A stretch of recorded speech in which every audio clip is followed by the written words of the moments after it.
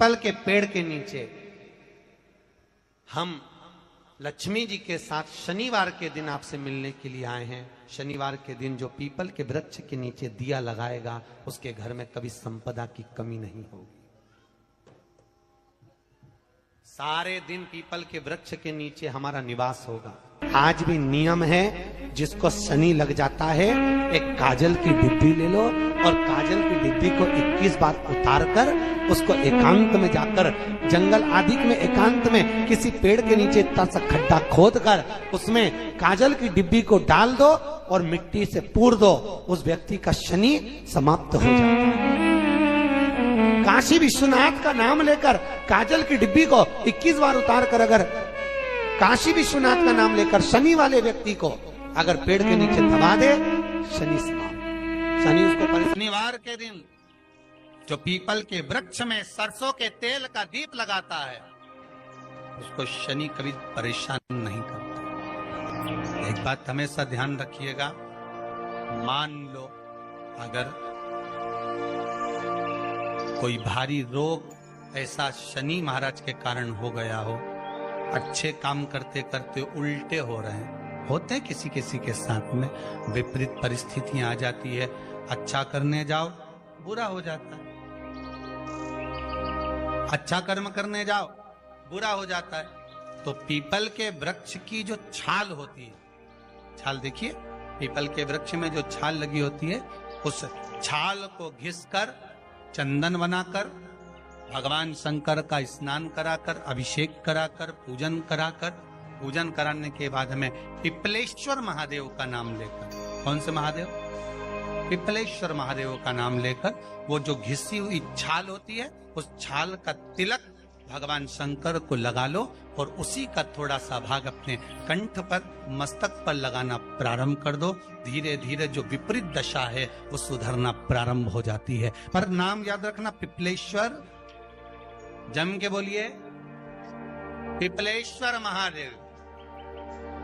एक देवता ऐसे हैं जिन्होंने दूसरे का हिस्सा खाने का प्रयास करा था और आज भी उस देवता से दुनिया डरती है। और उन्होंने दूसरे का हिस्सा खाने का प्रयास करा था तो शंकर भगवान ने उसको भी नहीं छोड़ा। कौन से देवता?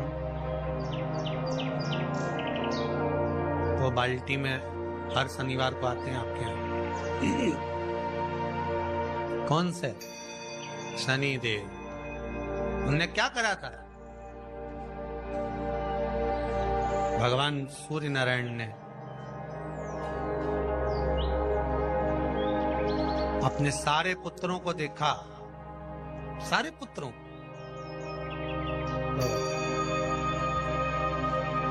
सारे पुत्रों को देखकर आज मेरे सूर्य नारायण भगवान बड़े सुखी, बड़े प्रसन्न।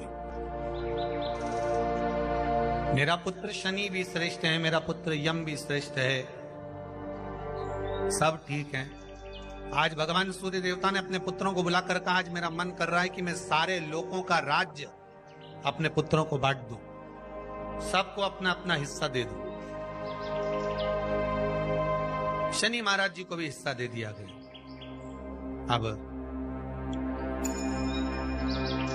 जब शनि महाराज जी को हिस्सा दे दिया तो शनि महाराज जी संतुष्ट नहीं हुए। दुनिया में ऐसे लोग बहुत सारे हैं जो संतुष्ट बहुत कम हो पाते हैं। शनि देव के मन में संतुष्टि नहीं हुई। जब शनि देव के मन में संतुष्टि नहीं हुई तो शनि महाराज उसी समय पर अपने सारे भाइयों का हिस्सा बटोरने लगे, उस पर कब्जा करने लगे। कब्जा करने लगे तो सूर्य देवता की आंख में जल भर गया। कितना तेजवान सूर्य नारायण, कितने तेजवान, कितना तेज भगवान सूर्य के पास में था। पर शनि महाराज को देखकर आज रो रहे हैं। शनि महाराज को, शनि महाराज ने अपने भाइयों के इस हिस्से पर क्या कर लिया? सूर्य नारायण भगवान की आंखों में जल भर गया कि मेरा पुत्र ऐसा कर रहा है। शनि को बुलाया सूर्य नारायण भगवान ने, समझाया और नहीं माना। किसी किसी की नियत होती है कि इसको इतना कैसे दे दिया, अम्मा ने इसको इतना कैसे दे दिया, पिताजी ने इसको इतना कैसे दे दिया, मैं तो कब्जा करूंगा, दुकान नहीं छोड़ू, घर नहीं छोड़ू, ये नहीं छोड़ू, वो नहीं छोड़ू। मत छोड़, एक दिन संसार छोड़कर जाना पड़ेगा। तब कहीं जमीन जायदाद छाती पे बांध के ले जाएगा। नहीं माने तो सूर्य देवता ने अपने गणों को भेज दिया, जाओ जरा शनि महाराज को जरा हटाओ वहां से। शनि महाराज को गुस्सा आया और शनि महाराज ने उन सारे गणों को नष्ट कर दिया। सूर्य नारायण रो रहे हैं। भगवान शंकर की पंचायत में सूर्य देव भी हैं, मतलब शंकर भगवान के मित्रों की गणना में सूर्य आते हैं। भगवान विष्णु, सूर्य नारायण, शंकर भगवान, माँ दुर्गा, गणेश जी, ये पंचायत है ना शंकर की, शिव पंचायत। शिव परिवार में कार्तिकेय, गणेश जी, पार्वती जी, शंकर जी, नंदी, ये शिव परिवार। पंचायत में सूर्य देवता। सूर्य नारायण को रोता हुआ देखकर भगवान शंकर को बड़ा दुख है। शिव जी ने पूछ लिया, क्या बात है, आप रो रहे हो? नारायण क्या हो गया? मेरा बेटा मानने को तैयार नहीं है। आप चिंता मत करो, अभी देखता हूं मैं जाकर। और भगवान शंकर ने जाकर तुरंत सूर्य नारायण भगवान के कहने पर शनि देव को जाकर समझाया। इतने में तो शनि देव आग बबूला हो गए। आग बबूला होकर शनि देव ने कहा, ए शिव, आप मुझे जानते नहीं हो? शंकर भगवान ने कहा, क्या जानना है ये बताओ, क्या जानना है ये बताओ। शनि देव कहते हैं, आप मेरी दृष्टि को नहीं जानते। शंकर भगवान ने कहा, तू भी नहीं जानता कि तेरी दृष्टि खराब कैसे हुई। तेरी दृष्टि को श्राप किसका लगा है तुझे नहीं मालूम क्या? शंकर भगवान ने जब समझाना चालू करा कि देख शनि देव, तुम तो कह रहे हो, तुम तो बोल रहे हो कि मेरी दृष्टि नहीं जानते। हम जानते हैं आपकी दृष्टि, मना नहीं है, जाना, पर आप नहीं जानते क्या?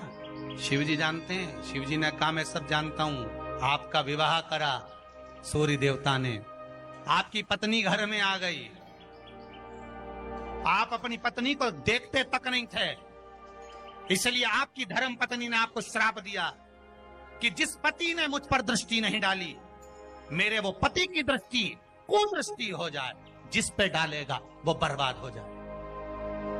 शनि महाराज ने कहा, आप मेरी पत्नी की याद मत दिलाओ। शंकर भगवान बोले, ए शनि, फिर समझा रहा हूं, हिस्सा छोड़ेगा कि नहीं छोड़ेगा? शनि बोले, नहीं छोड़ूंगा। शंकर भगवान ने उठाया, पीपल के पेड़ के नीचे ले गए और पीपल के पेड़ के नीचे शनि महाराज को उल्टा लटका दिया। 19 साल तक शनि महाराज को पीपल के पेड़ के नीचे शंकर जी ने लटका के रखा। अब बोल, 19 वर्ष तक शनि महाराज पीपल के वृक्ष में, पीपल की जड़ पर बंधे रहे, बोले ही नहीं, सिर्फ टंगे रहे।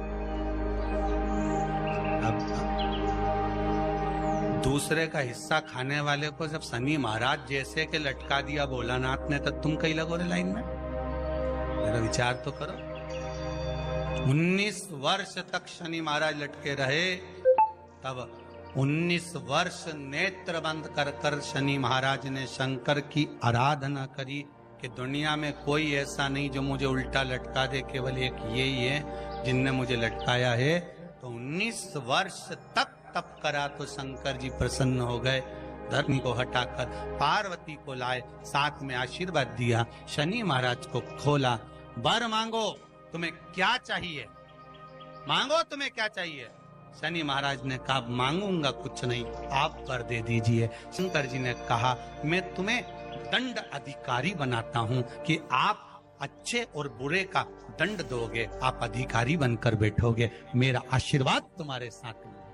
दंड अधिकारी।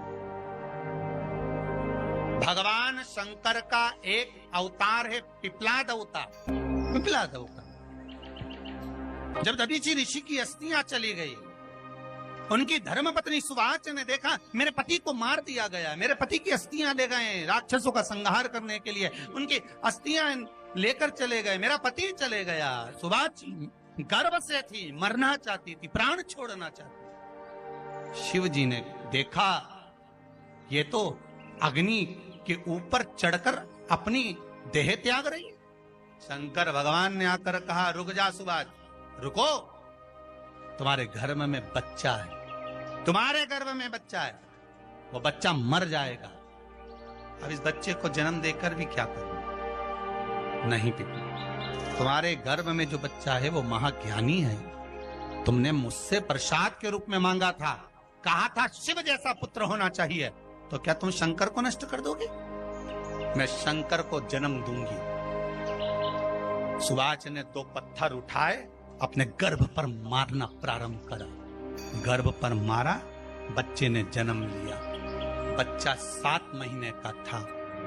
उस बच्चे को उठाकर पीपल के कोटर में रख दिया। पीपल की कोटर।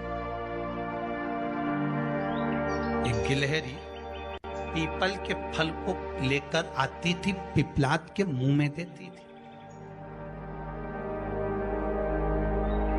शिव का एक, इसलिए शंकर का नाम ही पिपलेश्वर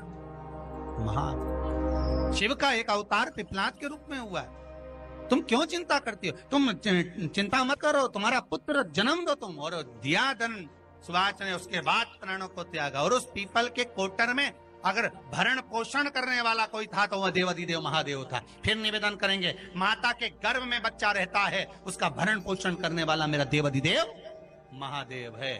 अगर जन्म उसने दिया है तो मृत्यु भी वो देगा। अगर तुमको कुछ ज्ञान दिया है तो अच्छी जगह पर भी वही पहुंचाएगा। आप जो अभिलाषा लेकर आते हैं, बच्चे कहते हैं हमारी नौकरी नहीं है, सर्विस नहीं है, हम इस कॉलेज में पढ़ना चाहते हैं, हम इस जगह जाना चाहते हैं, हम इस पद पर जाना चाहते हैं, बस इतना याद रखना, तुम्हारा भाग्य बुरा नहीं होता। कभी भी याद रखना, संसार में जिसको भगवान ने जन्म दिया उसकी किस्मत कभी बेकार नहीं हो सकती। अगर भगवान तुम्हारी किस्मत बेकार होती तो जानवर बनाकर पैदा करता, इंसान बनाकर नहीं। किस्मत अच्छी थी इसलिए इंसान बनकर पैदा, जानवर बनाकर पैदा नहीं करा। अगर तुम्हारी किस्मत अच्छी थी इसलिए मनुष्य बनकर पैदा हुए हो, इंसान बनकर पैदा हुए हो, मानव बनकर पैदा हुए हो।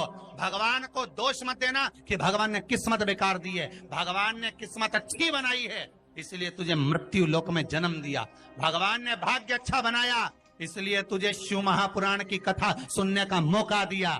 नहीं तो भाग्य में नहीं होती तो कहां से मिल जाती? किस्मत अच्छी है तो भगवान नौकरी भी लगाएगा, धंधा भी करवाएगा, सर्विस भी कराएगा, विवाह भी करेगा, शादी भी करेगा, मकान भी बनाएगा, जायदाद भी देगा, संतान भी देगा। उसने दिया है पेट तो भरेगा वही।